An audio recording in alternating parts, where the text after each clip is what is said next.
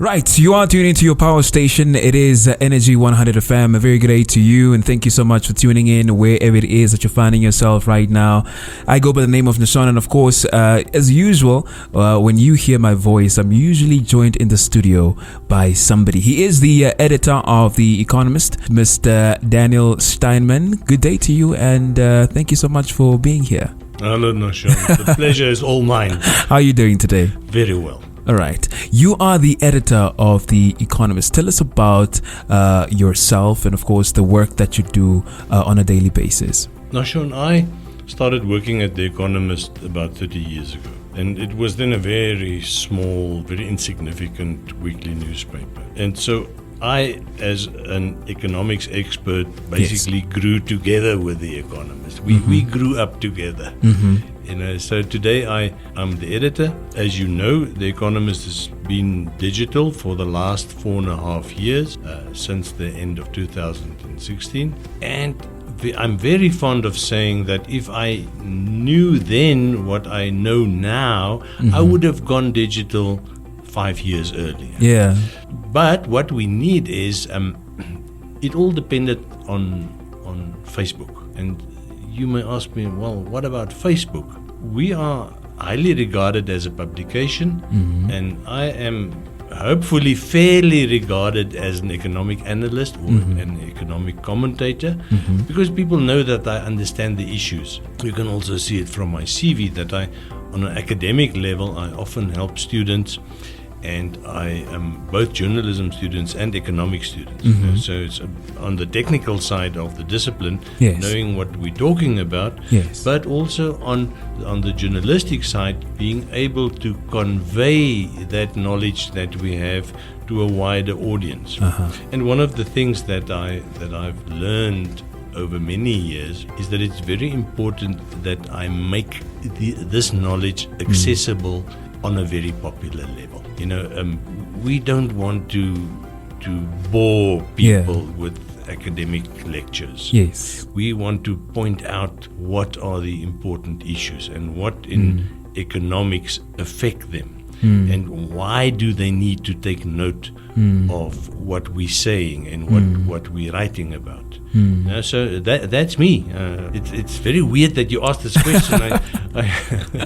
But it's sometimes it's uncomfortable to talk about oneself. And you promise me we're not going to do it again. We're not going to do it again. We're not going to do it again. Only this first time. Yes, only After this that, first time. We'll focus on the topics.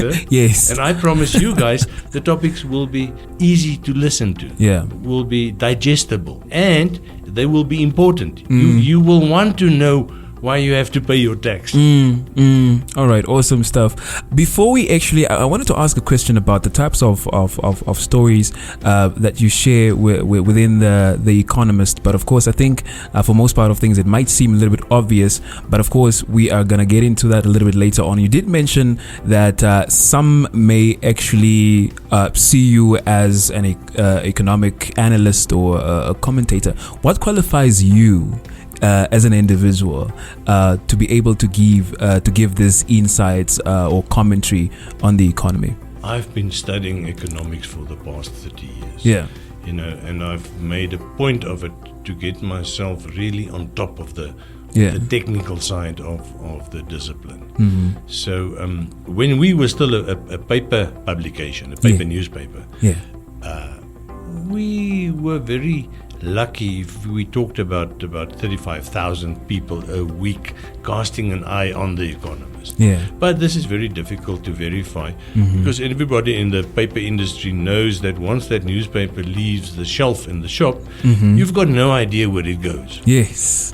Some goes to an MD's office, where it's read by only himself and maybe his secretary.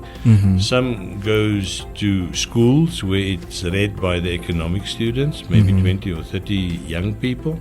Some goes to the doctor's reception where it's read by 50 or 60 or 70 people in the week. You don't really know. You guesstimate. Yes. And then some of them are used to clean windows and some of them are used to wrap cups.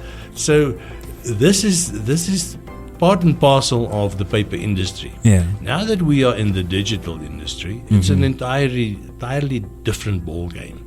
It's very accurate. It's very up to date. Yes. It's very analytical. If Yes. you look at your audience, the analytics and the statistics, you're not guessing like in the past. Where did all those newspapers go? Who saw them?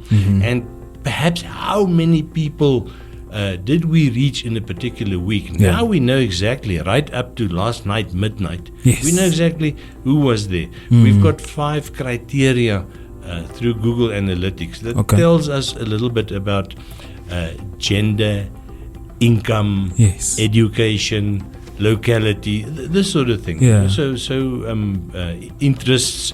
We've got a very, very, very good, and by very good I say 98% accurate idea of who read The Economist. Not last year. Yeah. Yesterday. Last night. Last night. Thanks yes. to, of course, technology. We got to be moving with the times. Yeah, We got to be moving with the times. All right. We are talking to the editor of The Economist, Mr. Daniel Steinmann. And of course, these conversations that we are going to be having, or conversations that you're going to be hearing every now and then, are conversations that obviously matter to you, things that you need to know about the economy and the markets, and etc., etc. So quickly, we're going to have to go for a break. And then when we return, we'll get into a little bit more details of course, what you can expect in the future as well. Keep it locked.